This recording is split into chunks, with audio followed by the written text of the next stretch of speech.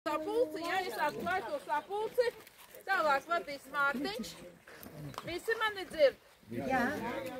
Tātad no ministrijas neviens nav atbraucis, to mēs visu piefiksēsim, visu sapulces laiku. Ja es filmēšu, ierakstīšu runas, fotografēšu un visu materiālu aizsūtīšu uz radio un televīziju, ja? Jo viņa man to lūdza. Viņa lūdza, lai radio un televīzija visu šo informāciju tiek aizsūtīta, ja? Ko mēs te runāsim un ko mēs te darīsim. Tātad vēlreiz atkārtoju, satiksmes ministrija man tikai piezvanīja, ka viņa lūk nebūšot, jo lūk, ka te varot būt politiska sapulce, ja? Viņu atruna, ka šeit var būt politiska. To mēs, protams, es viņiem uzrakstīju, ka te nav politiska, ka te mēs par staciju, ja, cīnāmies.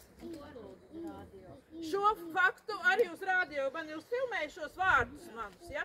Bet nu gan jau es viņiem pateikšu arī radio. Tātad tagad sapulci vadīs mūsu iedzīvotājs Mārtiņš Graudums, un es stājos malā un filmēju un fotografēju. Tā. Paldies par doto vārdu, man tiešām sauc Mārtiņš, un cik es tev atceros, cik es te vairāk vai mazāk dzīvojis visu savu mūžu, un vienmēr ir bijušas kaut kādas problēmas, ko mēs esam mēģinājuši risināt, un man ir prieks, ka arī tajā skaitā Dzintas palīdzība ir nodibināta iedzīvotāju īpašnieku biedrību, un ar jūsu atbalstu ir izdevies arī šīs pašas Inčukas stacijas jautājumā nokļūt tik tālu, cik mēs esam nokļuvuši. Ja? Nu, mēs esam tur, kur esam. Tātad pagājušā gada notikums, jūs ziniet, es neatkārtošos.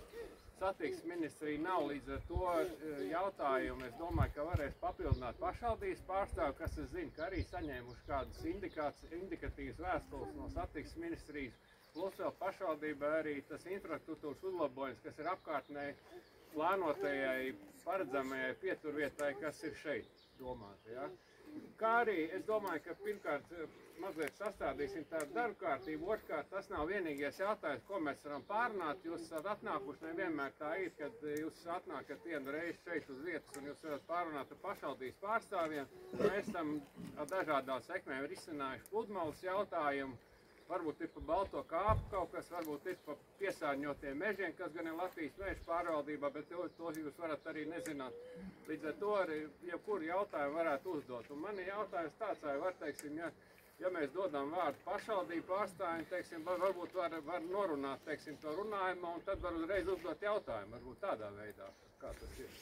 Nevis beigās, kā daram labāk. Jā, tad.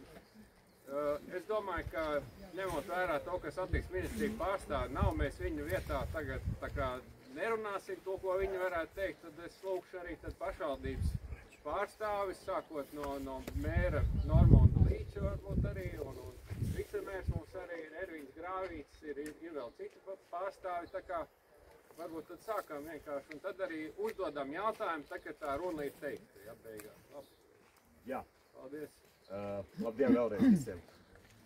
Tātad, patinot laiku atpakaļ, kā tad ir gājis ar Inčukas staciju, jāpasaka milzīgs paldies visiem. Es domāju, par visu aplaudēt Dzintas kundzei, kura ir bijusi ārkārtīgi aktīva. Faktiski Dzintas nopelns ir tas, ka vispār ir daudz cilvēku pulcējās šiem apspriedēm. Tas, ka šī stacija tika saglabāta, jo atcerieties, Latvijas dzelzceļš bija pieņēmis lēmumu, struktūras vienības, ja Latvijas dzelzceļš pieņēmuši lēmumu, ka Inčukas stacija ir jāslēdz. Pateicoties visiem jūsu parakstiem un Dzintas kundzes aktivitātēm, Latvijas dzelzceļš ir nolēmis, ka uz laiku Inčukas stacija tiek saglabāta, attiecīgi, ka būs kāds pagājis periods tā tālāk. Bet pirms gadu mēs tikāmies, ja? Tagad ir laiks ātri skrien, ja? Tad tā pēdējā informācija bija tāda, ka, vismaz cik es atceros, ka šeit tiks būvēta pagaidu stacija, ka Latvijas dzelzceļš piesaistīs Eiropas finansējumu stacijas būvniecībai. Pašvaldības to ļoti atbalstīja dēļ tā, ka attiecīgi šeit ir vajadzīga arī pārēja par sliedēm, jo pārēja izbūvēt maksā gana dārgi, tur ir dažādi automatizācijas, drošības pasākumi tā tālāk, tad stacija perona būtu reizē ar pārēju pār sliedēm. To izdarīt Latvijas dzelzceļš Eiropas projektu ietvaros, savukārt pašvaldība apņēmās, ka arī varētu šo te pļavas ielu visā garumā sakārtot, apgaismojums, segums tā tālāk, kā piekļuvu stacijai. šobrīd tā aktuālā informācija ir tāda, ka mēs esam saņēmuši informāciju, ka pagaidām neredz iespēju Eiropas naudu piesaistīt šim projektam konkrēti Latvijas dzelzceļa vismaz finansējumu nav pagaidām. Līdz ar to tiek izmantot pagaidu variantā Inčupa stacija. Cik tas ilgi būs, skaidrs īsti nav. Var jebkurā brīdī būt kāds valsts vai dzelzceļa politisks lēmums un tā stacija var nebūt vienā brīdī. Šeit kundze teica, minēja, kāda ir tā piekļūstamība. Bet Inčupa stacijai, kā ziniet, tur ir piekļūst tikai Latvijas dzelzceļa zemes vai valsts meža zemes. Protams, ja būtu pilnīgi skaidrs, ka tā stacija tur paliks un viss, un Latvijas dzelzceļš kādā brīdī to pārbūvēs ar normāliem augstiem peroniem, tad mēs varētu domāt kaut kādu kopu projektu kopā ar dzelzceļu, ar valsts mežiem un to ceļu vai kā savādāk piekļuvi garsliedēm sakārtot tieši tur, ja? Bet kamēr nav arī tā noteiktība, ka tieši tur būs tā stacija, vai tomēr šeit, un vai vispār viņa būs, ja? Ieguldīt apjomīgs līdzekļus svešā zemē, ir tāds uz jautājumu zīme tas viss ir, ja? Kāds vispār stāvoklis ir Latvijas dzelzceļā? Saukas stacijā, kur būvdarbs iesāk, jā, peroni ir uzbūvēti, bet pabeigt būvdarbi nav. Joprojām jau 2 gadus atpakaļ iesākie būvdarbi Saukas dzelzceļa stacijā pabeigti nav. Nav uzstādi, nav celiņi, nav pabeigti, vecie peroni nav nojaukti. Savienojums pēc peroniem izbūvēt nav, tur koku konstrukcija pagāja tikai ir, ja, viņi nav pabeigti. Pabaša stacijā tāpat nav pabeigti līdz galam, ja. Faktiski, un tagad, diezgan utopiski, manuprāt, tie tikai solījumi, ka te būs, lai, kaut kā to vilkt laiku garumā, zinot, kādas ir visa situācijā ar Rail Baltica un tā tālāk, ir tāda liela jautājuma zīme, ja. Droši vien, ka atkal vajadzētu visiem aktivizēties, vākt parakstu tā tālāk, vai tad pieņem gala lēmumu, vai tad būs jaunā stacija, liekam visu pūstu kopā arī pašvaldība un taisam to jauno staciju, vai tad saglabājam tur un tad domājam, kā ērtāk tai piekļūt. Tāda tā situācija. Jā, un es tad laikam Ervīns Grāvīts. Varbūt teikt par to gājēju pārēju, bet faktiski, varbūt tās, ka var iekļaut arī pārbraukt, ja? Jo tas, kā brauc uz veselību, ja, tas nav normāli. Ja 2 mašīnas vien otrai pretī brauc, mums bija tāda situācija, ja, jābrauc atpakaļ gaitā kalnā, ja, apakšā tur mūžīgi tā Inčupīte izskalo, ja, to ceļu. Jā, Ingi, jums taisnība, pēc tam Latvijas dzelzceļš to neatzīst, ka tas vispār ir ceļš, tā daļa pieder, tā ir kā tilta, tā sastāvdaļa būve, tilta kā apkalpošanai, ja, un faktiski tā ir vēl viena, mums taisnība. Tik daudz, ka tajā pusē ir diezgan šaura pieejamība, tur būtu jāvienojās ar privātu personām par īpašumu sašaurināšanu, jo tur ir faktiski tikai gājēju taki no tās puses īpašuma robežās klāt. Bet, jā, tas būtu ļoti labi piekļūt. Jo tas būtu katrā ziņā daudz labāk nekā tur apakšā. Liels tas ciemats, un tik var redzēt, ka visu te ir izskis un plānojās tomēr mājas celt, ja? Tad paliek tas mazais ceļš, tur visi brauc.